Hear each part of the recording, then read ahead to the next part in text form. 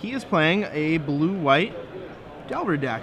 Delver, Snapcaster, Geist, Restoration Angel, Mental Missteps, 2 swords, so little more of a standard build. And we're underway. Turn 1 Crag versus turn 1 Ponder. That's a full art Ponder. And that's a Bucket Island. Ooh, so Tom Strong maxed out on the class factor here. Full art and full art. He gets full points from me. I'm not a fan of the Bucket Island. No, I know it's a popular island. It's not my favorite, but definitely better than a random M12 one. Here's the best turn 2 that the green-red deck likes to run. Strangleroot Geist. Yep, comes in for 2, Tom Strong to 18. And that's a card that Delver has a tough time dealing with a lot of the times. Another Ponder. Land, and I think that was a Restoration Angel. And leaves them on top. Yep, he'll draw the land and play the land, and we'll see what he has for 1 mana here. Nothing, just says go. Representing a Vapor Snag. Tom's list looks similar to Jerry Thompson's list from not so long ago, 2 weeks ago, except for he is running Mental Missteps main. After sideboard, I expect we're going to see a total of 3 timely reinforcements in this match, and if he follows the lead that Jerry Thompson and others have put forth, I would not be surprised to also see Consecrated Sphinx.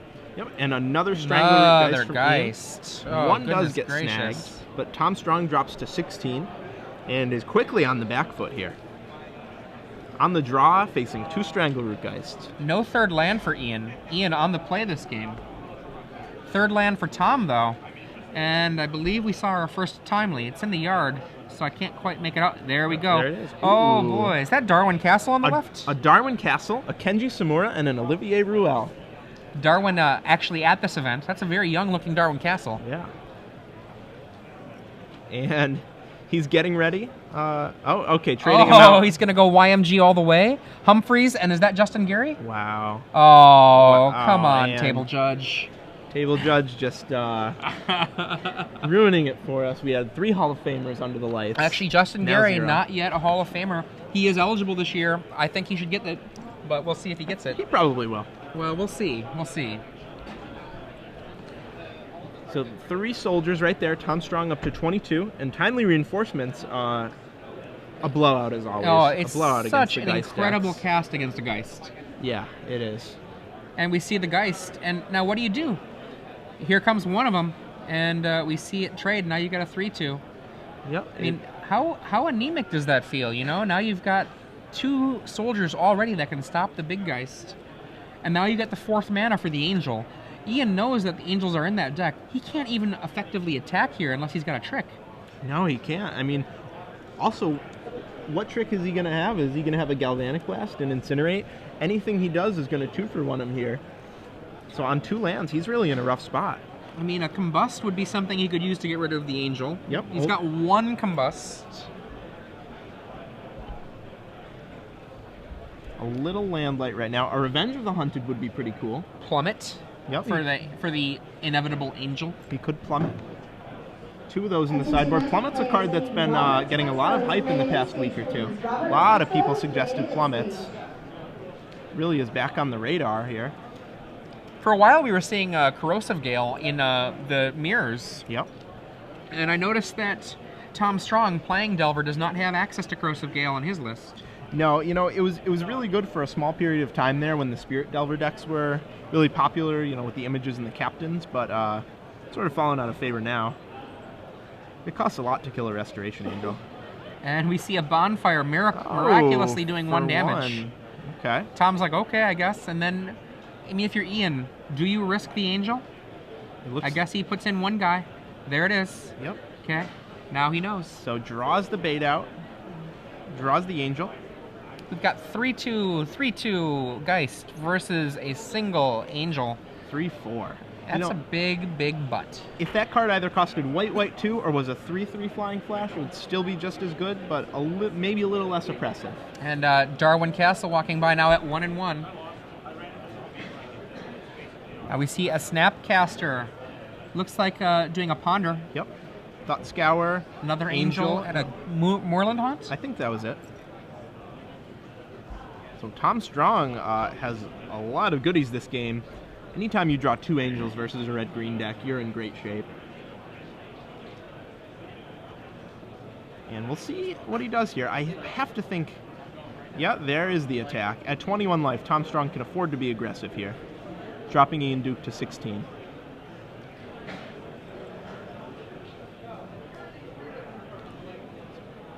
Ian's still without a third land. He would love to unlock some of the more powerful cards in his hand, but... Oh, okay, there it is. Slow rolled the land on us a little bit there. Now, that is my favorite mountain. Your favorite mountain? Yeah, wow. That is awesome. That is the fake snow-covered mountain. It's not a mountain you see too often. Green Sun Zenith for 2 here. Yeah, that mountain, it looks quasi-snow-covered, but it does not have snow-covered. Nope. And we've got now 3 Geists. With Tom Strong only showing 2 mana up, I think we're going to see a Snapcaster trade for a big Geist. Oh, I have to think so. Tom Strong would love to take that trade, and here we go. And you know, if Tom Strong has another Snapcaster in hand, he might just play it to trade with 2 of the 3/2 Geists.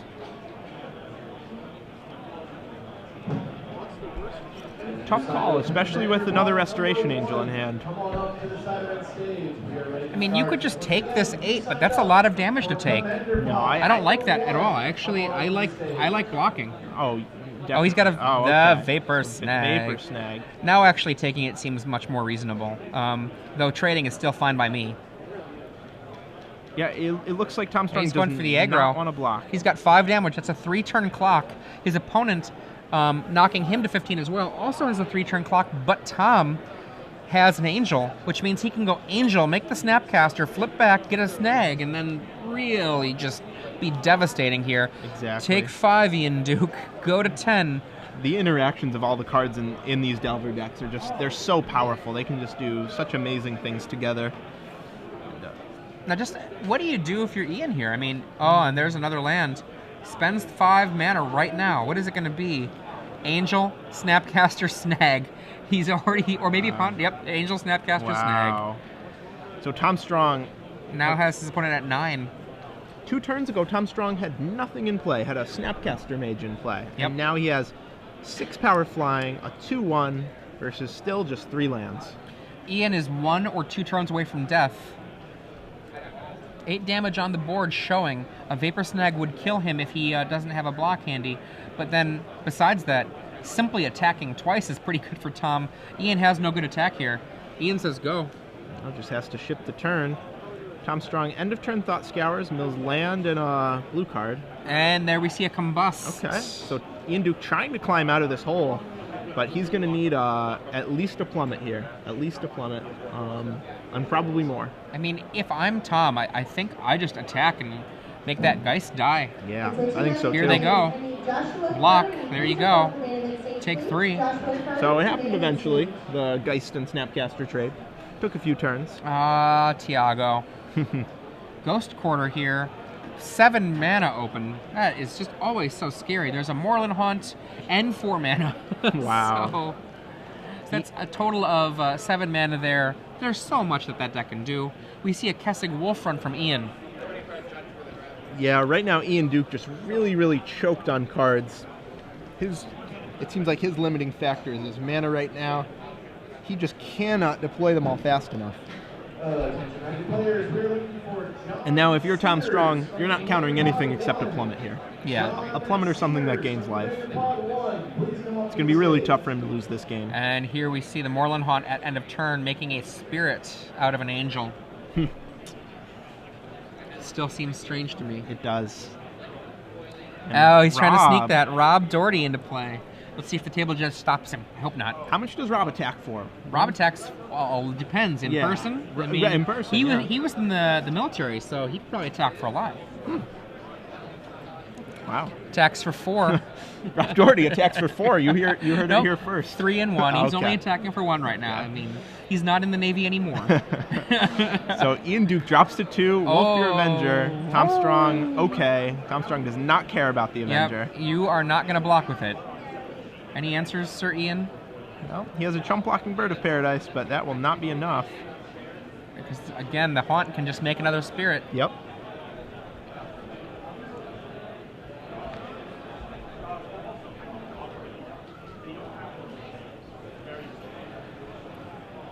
And Avenger comes in for 3. This will drop Tom to 12. Stumbling on that mana was just really huge for Ian. He had a great opening, perhaps one of the best kinds of openings that Red Green can have, but choked at 2 mana, and then just stunted. Says go. End of the turn, we're going to see another Spirit, and I think that's it. A Combust, I suppose, from Ian would keep things going. Oh, snappy. Man. Oh, there we go. There's the handshake. Yeah. Tom Strong on the right there takes the match 2-1 over Ian Duke.